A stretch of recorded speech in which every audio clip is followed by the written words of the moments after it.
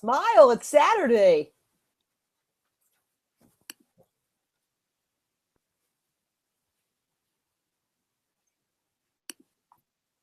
John. Hey. Good morning. Morning. Hey, good morning. Smile, it's Saturday. Yeah, hey, we're supposed to stay mute for now. They're just checking this works. All right. Okay, so turn your mic and video off.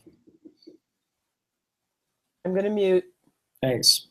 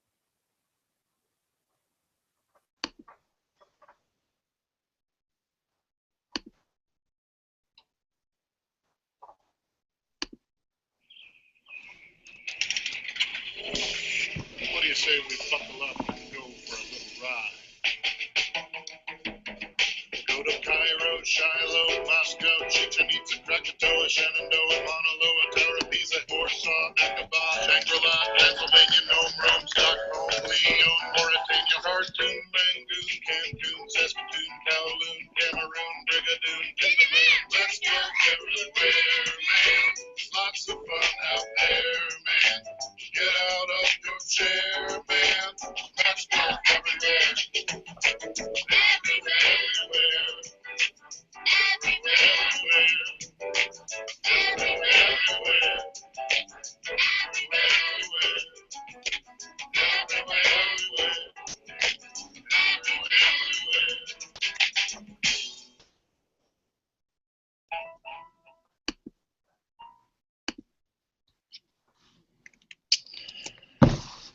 All right. Good morning, everyone, or good afternoon, or good evening, depending on where you are. Hey, Cindy, Katie, Josh, how you guys doing? Doing good. Doing great. It's morning here. Okay. All right. So I guess it's 12:30. Time to get started. I will introduce you guys later as it's appropriate as we go through. But to just introduce everyone to me, I just need to stop screen sharing here. Hey everyone, my name's John Bailey. I am a program manager for geoeducation at Google, based in Mountain View, California. I'm sitting in the Google headquarters right now on a Saturday morning, no less. So I'm glad you're all joining us today. And what is it that we're talking about today? Well, we're talking about Google's Geo tools. And specifically, I want to share kind of 6 tools with you today. Now, when you think of Geo, you might think of Google Earth, Google Maps, but there's a lot more to Google Geo than just that. And that's what we'd like to share with you today, and hopefully teach you at least one thing. Maybe some of you are familiar with me, have seen me present in the past, so if I can try and teach you at least one new thing, I'll have achieved something today. So this first slide is just a quick overview of different tools. The ones I'm going to be mentioning specifically today are Google Maps, My Maps, Google Earth, Tour Builder, Street View, and an aspect of something we called Earth Engine. Now, not to confuse you, Earth Engine doesn't in fact involve Google Earth, but we'll come to that.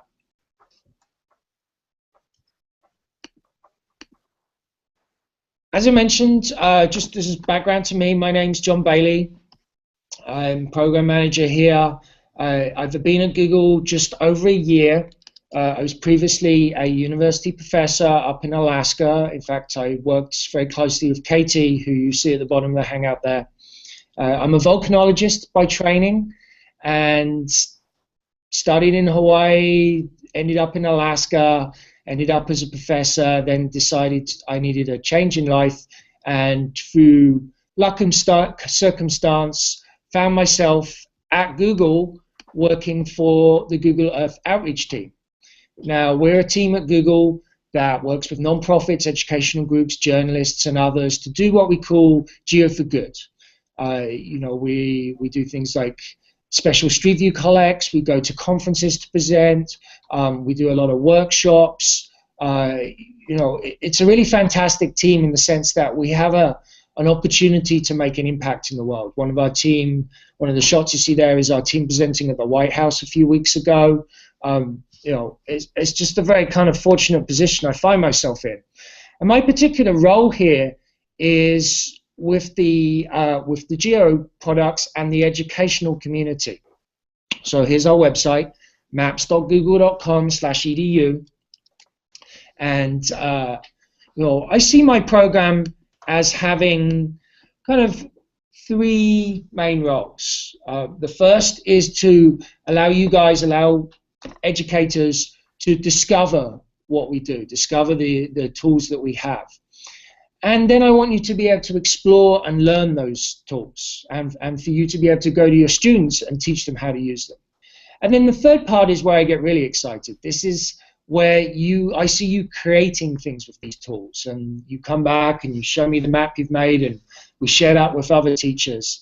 And that's sort of the place I try and get everyone to eventually, hopefully. All right, so our first, our first tool for the day is going to be Google Maps. And some of you probably know this, maybe some of you don't realize, but Google Maps is now 10 years old, which is pretty incredible to think of. In fact, I was at a conference the other week and someone pointed out something even more amazing to me. He was given a keynote and he talked about how students now don't know a world without internet. And then I stopped and thought, I'm like, well, as of next year, there's no student in the world that doesn't know a world without Google, because Google is turning 18 next year. Now, Maps and Earth aren't quite as old, but they're getting up there too. You know, many or most of your students have not known a world without Google Maps. And that's pretty incredible when you think about it. It's also interesting to see where Maps started out. This is what Maps looked like when it was released. And, you know, apparently there were bits missing on it. Personally, I don't see what the problem was. No, you know, there was a lot to be done, but just this idea that you could, you know, zoom in, zoom out, see an online map of the world was really incredible. And then obviously maps were worked on and improved, and we now have maps that look like this. We have them both on our desktop and on our phone, on our other devices, be it, you know, tablets, phablets, whatever it is that you use. So let's actually dive in and look at maps. See if this is going to work. All right. Let me just do this.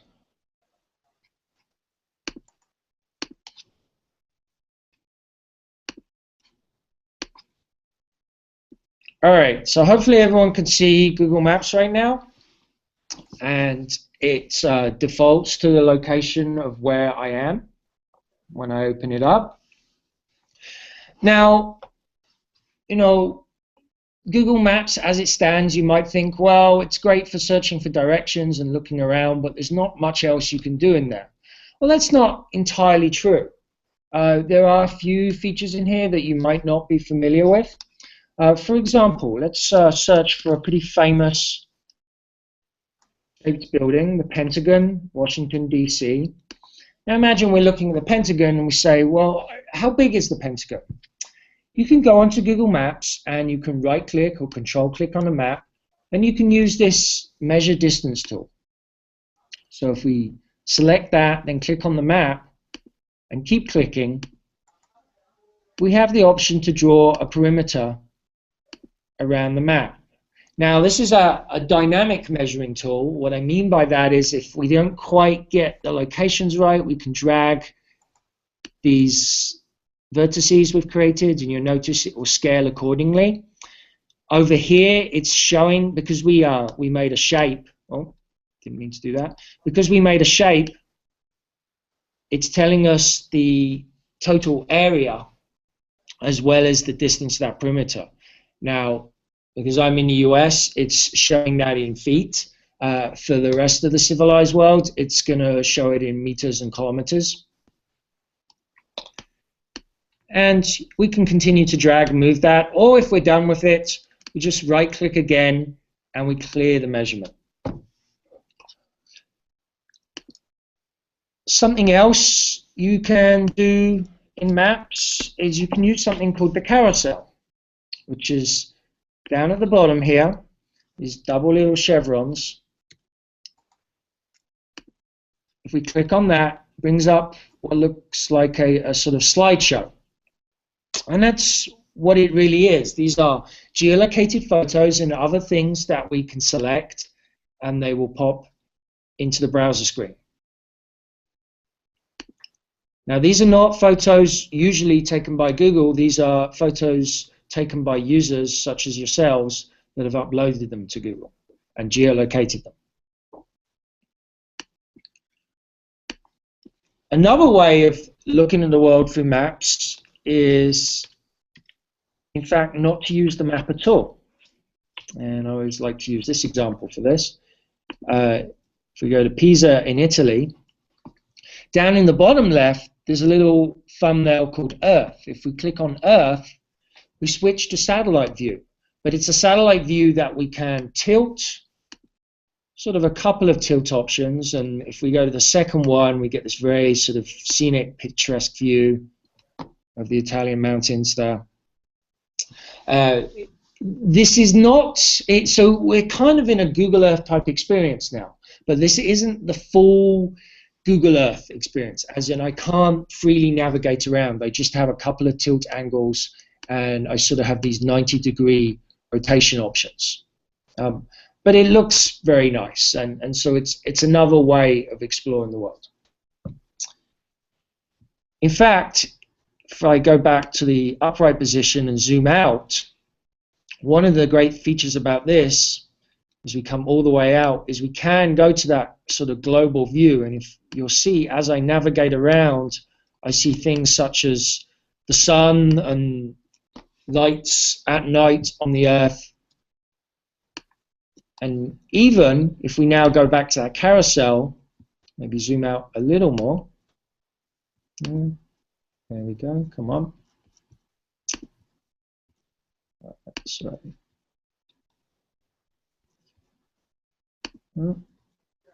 Doesn't want to zoom out.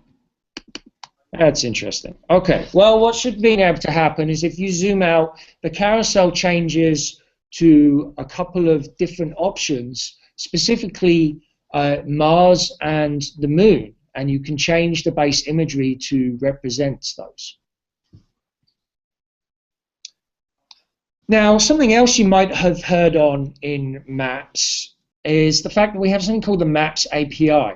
Now, the Maps API is the way that you can embed maps on a web page.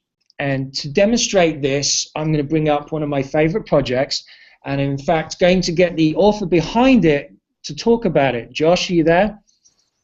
Yes, I'm here. Right, Josh, do you want to tell the world what we're looking at and maybe direct me to turn some things on or off? Yeah, sure. What John's showing is a website created for my students using the Maps API that John's discussing. So if John goes to select a map at the bottom, he can choose some of these physical maps right now, or he can choose some human maps. So he just clicked a physical map, and if he drops down that menu hitting the X at the top right, there you go. You'll see that physical map on the left canvas is what they're called. And he could put another map on the right canvas as well, using the same thing by select a map, click something else, and then drop down the menu. So he has two maps that he's comparing.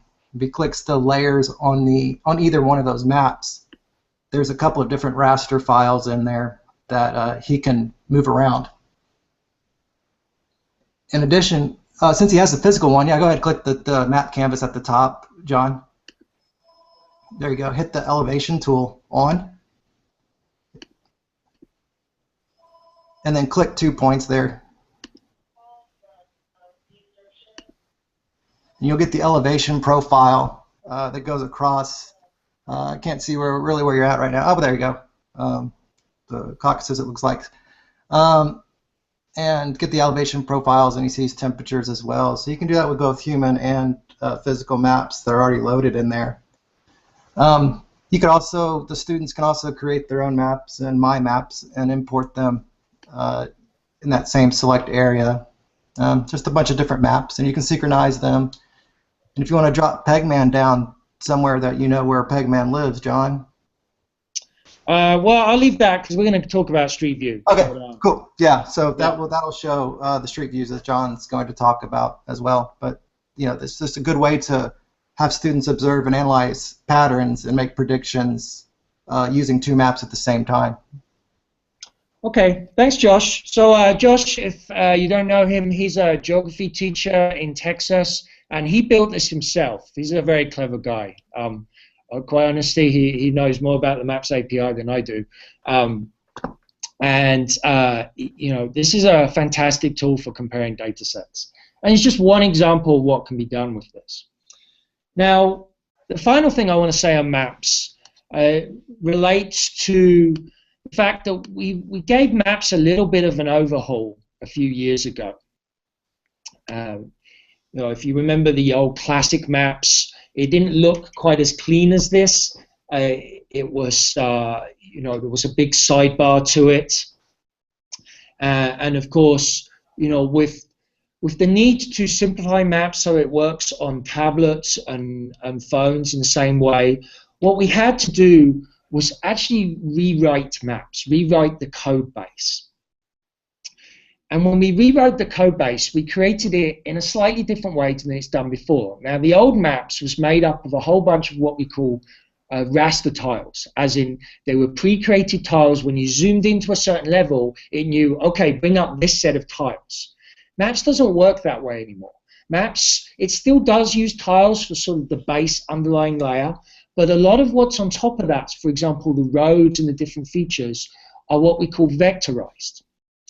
And so what this means is when you draw a map, when you search for a location, you go to that location, be it on your desktop or your phone or whatever, it's actually drawing that map for the very first time. To give you an example, right here, this is a screenshot from my phone.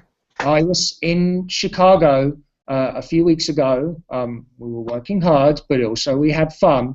And we may have had a large amount of fun one particular evening. And yesterday, or the next day, we're wondering quite what happened that evening. Well, by looking back at the map on my phone, I discovered that there were a kind of chain of place marks that had appeared down one road in Chicago, which in retrospect correlated with my search history for establishments that evening. So what Maps does now is it remembers your search history, and it sort of redraws the map in the future based on your prior preferences. Then the final thing I want to mention in Maps, if we just go into Maps, is something Josh mentioned at the end there, My Maps. So when you click up in the search bar here, you get some of your past searches, but we also get this thing, My Maps. What is My Maps? Well, My Maps is an ability for you to create your own map, to add the points and lines, etc. to the map. And I'm not going to spend too much time on this because hopefully many of you saw Jeff Cruz's session this morning, or if you didn't, you'll be able to watch the video, I think, from tomorrow. But just for those that maybe I'm familiar with, let me start off with one of my kind of favorite examples on this. And in fact, I'm going to open up the original map here. This is something called the Neighborhood Watch. It's a class in Florida. We're mapping out sort of bear sightings around their town and their school.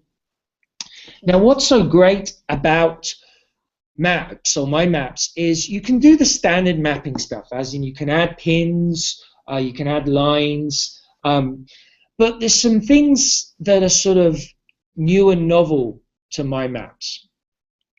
Now, let's see.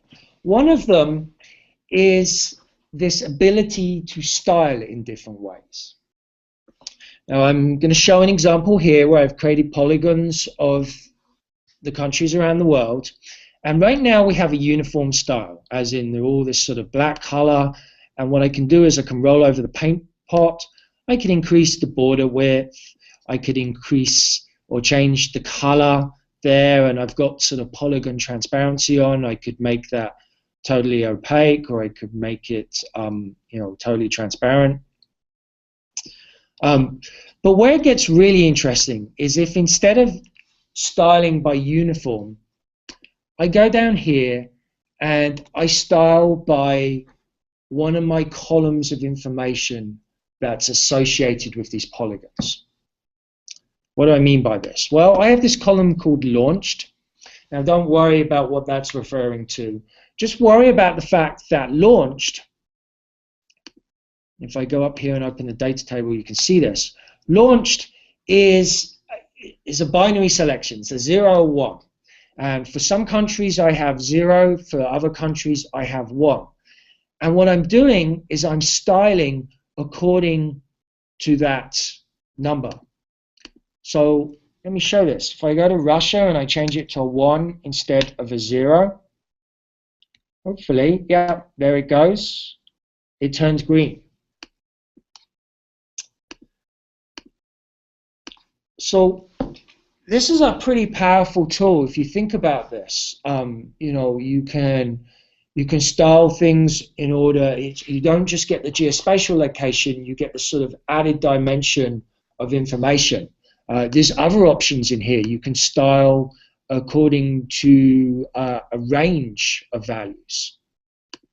So down here, if we had different categories, we can create these bins, if you will. It's sort of like a graphical histogram. All right. Now, another thing that I really like about my maps is the fact that it's part of the Docs or Drive ecosystem. What do I mean by that? Well, what I mean, and I think I have it open, is if we go to Drive, and here I am in my Drive, see all these symbols here, the red triangle and the white place mark? These are all indicating these are my maps. My Maps is recognized as a document type in Google Maps, which means when you're in My Maps, you are able to do the things that you're familiar with doing in Google Docs in Drive, as in you can share it with specific people or with the world. You can give them viewing access or editing access, i.e. you can have collaborative editors on your map. So this makes it a very kind of powerful classroom project tool. Now the other thing that I like about this, and in fact before I do this, I'm going to go back to that sharing option and I'm going to change this one to public on the web. And I'm doing that because what I was about to show you, there we go, is right here, there's an embed on my site option. Now, maybe some of you are familiar with this for YouTube. You can go to YouTube, you can click that embed option, it gives you a piece of what we call iframe code, a piece of HTML. Just a little bit of code, which you don't need to understand what this means or what it does. But what you can do is take this piece of code, go to, say, a Google site, click on the edit option and go up to that tab along the top that says HTML and just paste this in, and your map will then appear on your Google site. Or if you make your own web pages, you can paste it in there. So it's a very simple way of sharing out the map that you've made if maybe you don't, if you want to wrap more information around it. Again, going back to this sort of project collaboration idea. Now just to show you one more example, I think I have it here, of my map. This is a project that was done by a school I work with in Hawaii, a university laboratory school, and it's actually a map not on Oahu, but on the Big Island of Hawaii, in a place called Kau. Now, you may have heard of this place because this is the town that the lava flows from Kilauea very recently reached. And one of the consequences of those lava flows destroying part of the town was this town kind of got severed, and schools had to be closed down, and students had to move to a different school. So these university laboratory students, they decided they wanted to help out their fellow students over on the Big Islands. So they went over there to the new school that the students were going to have to go to, and they made this sort of interactive map using My Maps. Now this is great because if you click on the place marks, you can see videos they created of students telling the new students about their school. There's links out to what we call photospheres, which I'm going to talk about more later. But this will give you a 360 view of the different classrooms and locations. You can even click on the link here and go to a Google Glass tour of different buildings on the campus. So what's great about this map is they really thought about the makeup of the map, about the style of the map. They used, these great colors, very simple symbols. So this is sort of my final point on my maps. Is it's not just about functionally making a map. It's you have to think about the style of the map. It's both the art and both the science and the art of map making. And my maps is a good way to teach that. That you can make a map, but it's not necessarily a useful map. All right, so that's maps, and a final thing I guess I'll say on maps, another feature I'll point out up here, is there's an export to KML button. What is KML? Well, KML stands for Keyhole Markup Language. Keyhole was the company that Google bought over 10 years ago. It was a startup company in Silicon Valley. Google bought them because they had this new technology called EarthViewer. And they had this stuff called KML. Now, KML was the code that allowed you to put stuff on EarthViewer. Now, they bought this company in 2004, and a year later, a new tool came out called Google Earth. So this is where Google Earth came from. I think we're all familiar with Google Earth. KML, maybe not so much, although if you've ever done anything more than just look at your house in Google Earth, you are familiar with KML. If you've ever made a place mark, you are making KML. Think of KML as doing for Google Earth what HTML does for the web. It's the way to create content. So if we go back to our slideshow, I have some views. So this is Google Earth as we know it, earth.google.com. You can go to that page. Now, I realize there's been a lot of questions recently about Google Earth and in its future, and I can't really talk to that too much. What I will say is we love Google Earth. We're doing lots to support it. For example, we just made the Google Earth Pro free for everybody. The way you get that is you go to that earth.google.com page, and you select the Pro option, and then you need to scroll down and make sure you don't use the bottom up of the top right of the screen. In fact, maybe I will show this because this is kind of important. So let me just use this tab, earth.google.com. There we go. So don't use this button at the top right where it says download Google Earth. That will give you the regular version. Instead, select Google Earth Pro and scroll down and go to download Google Earth Pro right there. Now when you download it, it's going to want a license key, but you can use your email address and GEP, as in Google Earth Pro, free, all one word, but make GEP capitalized, free, lowercase. And that will give you unlimited access to Google Earth Pro. You can use that same license key for as many installs as you want.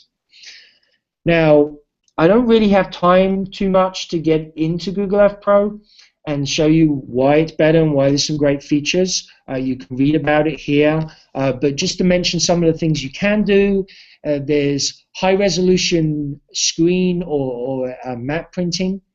It will recognize certain GIS data formats. It has a whole spreadsheet importer. There's some new tools in there. There's extra measuring tools. My particular favorite is something called the Movie Maker tool. This is where you can make a tour in Google Earth and you can record it, as in you can turn it straight away into an AVI or a MOV file. Maybe I'll very quickly go to Google Earth, and in fact I have the basic one open, but I will show you what I mean by a tour in Google Earth. So I should have one hopefully right here. Okay, so Gabby. Oh, and I've not changed the screen over, so if you give me 1 second. All right.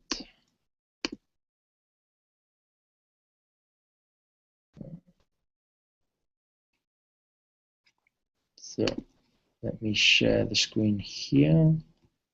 So what I have here, and I realized now that the balloon will not show up in a Hangout. So you're going to see some empty balloons, but let's not worry about that for now. Let's just play the tour. because you'll get the sense of what's going on here, that we're flying to different place marks that I've created. I've got music playing. I can pop the balloon, which I'm seeing wonderful photographs in. You not so much, but that's okay. So I've made that tour, and it's a Google Earth tour, as in I can share it with people as a piece of KML, but it's not a movie file. And this is the question people commonly ask is, well, how can I put that on a web page? Well, the answer is, and you're not going to see it in this version, but if you have the Pro version, you go up to this Tools up the top, and when you drop down the Tools menu, there's going to be this thing called the Movie Maker. And the Movie Maker module, when you open it up, allows you to select that KML tour that you made, and then select a file you want to output it to, press go, and it will generate a MOV or an AVI file, whichever one you specify. So what's great about this is it allows you to create a story and to sort of share that with the world. And the remaining part of this session is I want to really get into that concept, this idea of storytelling. And I know we're running out of time somewhat, so I'm going to try and do this as rapidly as possible. And the first thing I want to talk about is Street View. I'm going to change the view you're looking at again, so you get me briefly. I apologize for that, but let's go back to, where are we? There we go. All right, so just get rid of Google Earth there and go back to our view here, and we can go back into our slideshow. And so we talked about Google Earth. Oh, and there's, by the way, that's what Keyhole Earth Viewer looked like back in the day. And then that's what Google Earth looked like when we released it. Google Earth was also coming up 10 years old. In fact, it's going to be 10 years old next month. And this is sort of Google Earth now. This is an Android release of Google Earth. But this is what I want to talk about now. It's Street View. And there's a URL down the bottom there. Very kind of fun URL to go to. I actually think it's got cut off, so I'm going to have to do something about that. But something we do nicely with Google Earth, with Street View, sorry, is we talk about the technology, because there's different ways in which we collect Street View. Now, Street View are those cars, which actually maybe we'll get a brief word from Cindy here. Cindy, what are you trying to do to the Street View car there? I was going to take it for a little spin to see how fast I could make it go. Really? Okay. Well, since you were going to do that, why don't you tell the world what Street View is? Street View makes the Google Earth and my maps real. I like to share it with my language arts teachers so they can throw the kids down in Paris and they can read all the signs, or you go over to Madrid and you have to find a bakery when you're walking down the street, and it's a new way to change up the language a little bit. I love Street View. It's really good if you're going on a field trip to preview where you'll be, what it looks like, so you're a little more comfortable when you actually get there. Awesome, thanks. So, yes, Street View is street-level imagery, and originally we just collected with cars like this. You see the big soccer ball type shape on the top of that car. That's a 15 camera sort of ensemble that when you stitch it together you get 360 imagery. But for me, where Street View got imagery is when we started doing things like this. We took it off street, we took it off road, we put it on tricycles so you can maybe cycle around college campuses. We stuck it on snow machines. We even took it underwater. And I'm going to show you some fun examples of this in a second. But then sort of the next level was when we did things like this. You know, put it on a camel, because why wouldn't you? And the reason we were able to put it on a camel, you may have seen back there, was because we put it into this setup. We put it in a backpack, i.e. anywhere a person or a camel can go, we can take this technology. In fact, I recently got back from doing one of these collects. That's the Iditarod's dog sled race in Alaska, and that is me on the second sled. It was pretty exciting, at least for a couple of hours. By about hour 7, it was just cold. But in the meantime, it was pretty fun to be, out there collecting this imagery.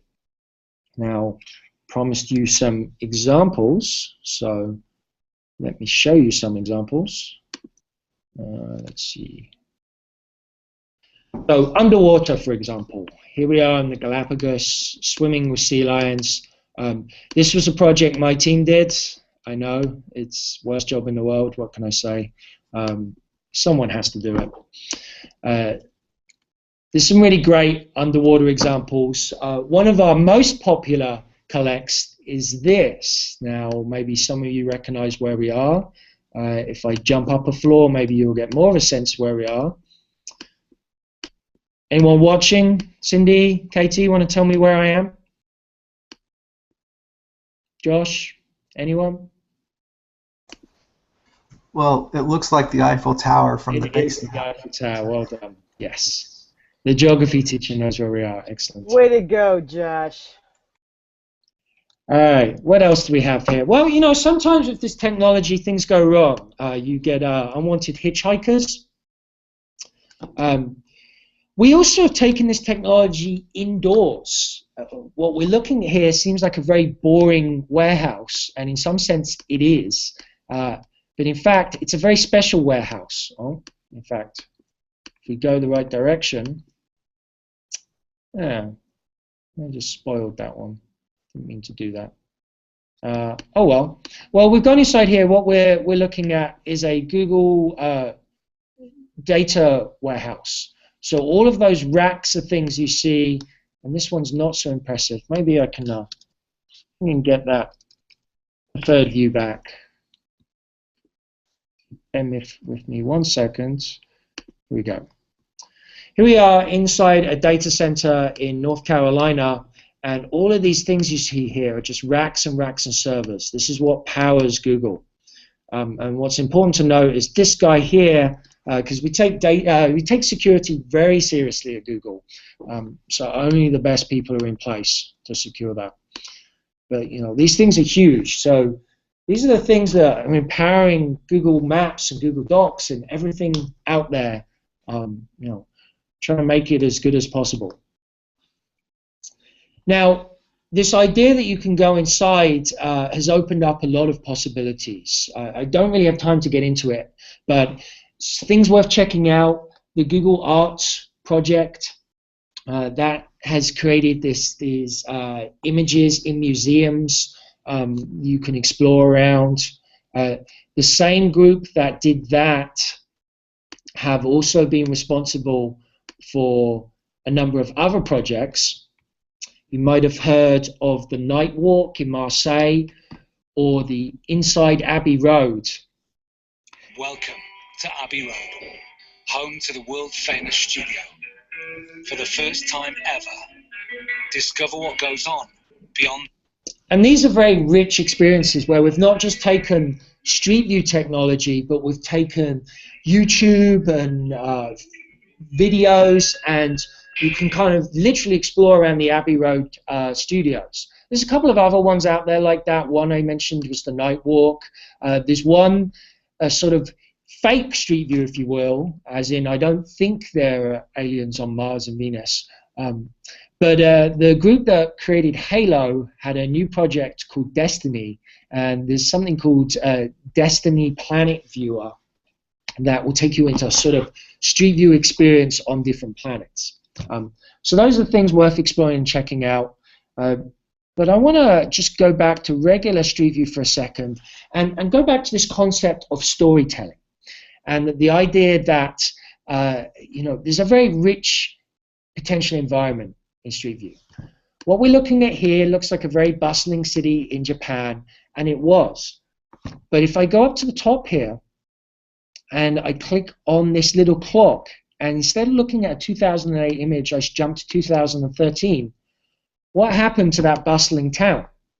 Well, if we jump back to 2011, you might understand what happened. The tsunami happened.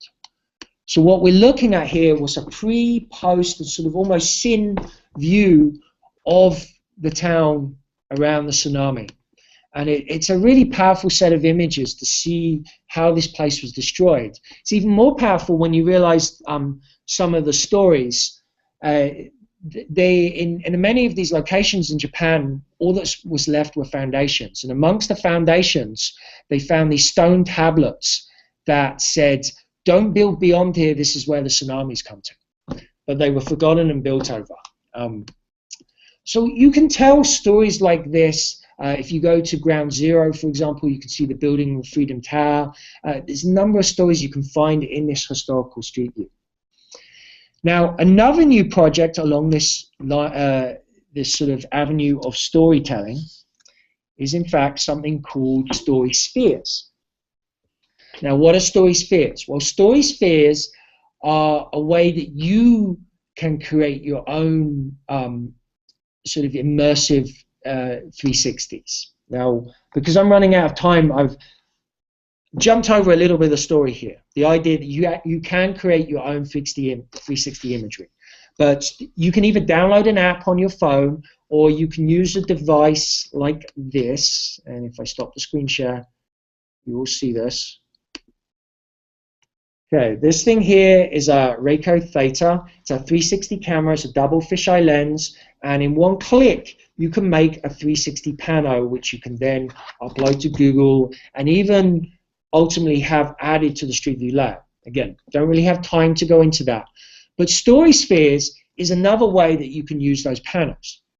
So what you do is you upload that 360 image, you upload a audio file, and if we go to an example I have in place here, this was me just messing around, so it's not the greatest example. But what I have is I have a pano of the arrivals hall, the old immigration arrivals hall in New York, and I've embedded on this somewhere, if we look around and find it, right here, this little trigger.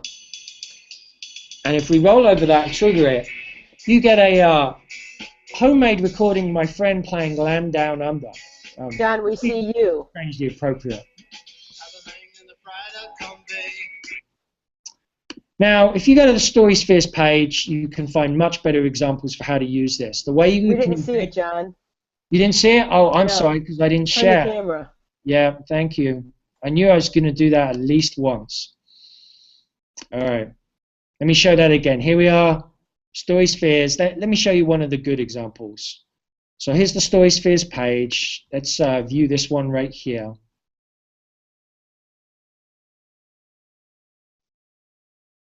And what we're looking for is one of these little triggers like this.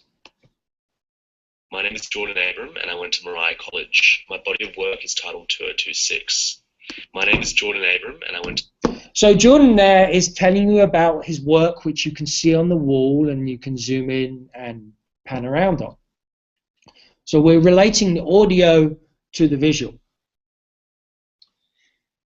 There are some other things I could get into in this sort of world of Street View and 360 imagery.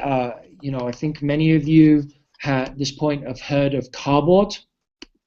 What you may not know is it's very easy to put maps into cardboard. In fact, you can go, or Street View, sorry. If you go into the Google Maps app, go anywhere in Street View, and open it up, in the bottom right-hand corner, and for now this will only work on Android, bottom right-hand corner there's these double arrows. If you double tap on the arrows, you get it into the split screen mode, which will work in cardboard. Don't really have time to show that, plus you wouldn't see it, so it really wouldn't be interesting for any of you. But if we try and move on, I think we're almost out of time, but I've got two more things I want to show, so I'm going to try and get into these. One is Tour Builder. Now, Tour Builder is another way of telling stories. It originally used the Google Earth plugin, which you may or may not know has gone away. If you do know that, you may say, well, what's up with Tour Builder? Well, Tour Builder is now working with 2D maps. Actually, it will still work with 3D maps depending on the browser and the system you're on. But in my case, I'm in Chrome. So if I open Tour Builder, you're going to see it appear with 2D maps. And again, I need to screen share this. All right, here we go. That's better. So here we are, Tour Builder. So tourbuilder.withgoogle.com.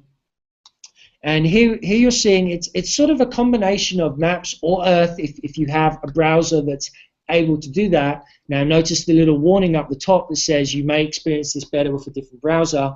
That's because Chrome no longer supports the Google Earth plugin, which allows you to put Google Earth on a web page. In fact, the Google Earth plugin we've announced is totally going away, and so sometime in the future, no browsers will have the 3D experience, at least for now. We're working on changing that.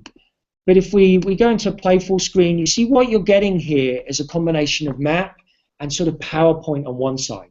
And as you click through, we go to different locations on the map, whilst on the left we get a sort of slideshow of images or videos and text to go with it. Katie, I think you've used Tour Builder a little bit. Is there anything you want to say about it? I can't hear you. Maybe you're muted. Oh. Well, Katie wanted to say something, but we can't hear her, so oh well. Anyway, I do know Katie likes using things like Tour Builder. She does a lot of projects with K through 12 students that like sort of mapping their neighborhood and things like that. You know, again, very powerful storytelling tool. And then final thing I want to talk about, oh, and maybe show one more example on Tour Builder. I'd hoping he'd be with us this morning, but we couldn't get him online. Jerome Berg, many of you know, he's the person behind Google Lit Trips. Google Lit Trips is the idea you use Google Earth, like points and places, to tell the story of works of fiction. Well, he's also been playing in the Tour Builder sphere and has put one of his famous lit trips into that environment, Make Way for Ducklings.